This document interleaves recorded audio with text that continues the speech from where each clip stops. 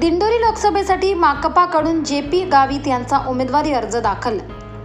मोठ्या जनसमुदायांच्या उपस्थितीत अर्ज दाखल।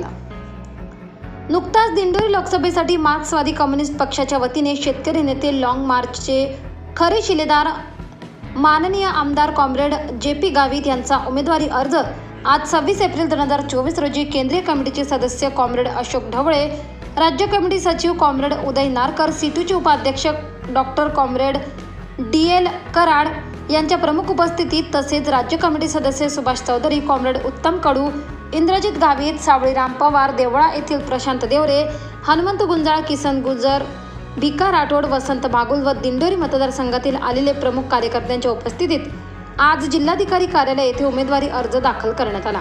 उमेदवारी अर्ज दाखल केल्यानंतर पॉलिब्युरोचे सदस्य कॉम्रेड अशोक ढवळे, डॉक्टर डी.एल. कराड यांनी आपल्या मार्गदर्शनात सांगितले की दिंडोरी लोकसभा ही शेतकरी, गोरगरीब व सामान्य जनतेच्या हिताची असून आपल्या मतदारसंघात विविध समस्या आहेत।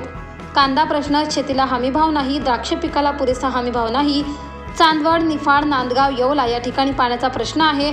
अशा समस्या सोडवायच्या असतील तर फक्त शेतकरी नेते कॉम्रेड जे.पी. गावित हेच सोडवू शकतील, म्हणून दिंडोरीसाठी मार्क्सवादी कम्युनिस्ट पक्षाचे उमेदवार कॉम्रेड जे.पी. गावित यांना नक्कीच संसदेत पाठवा।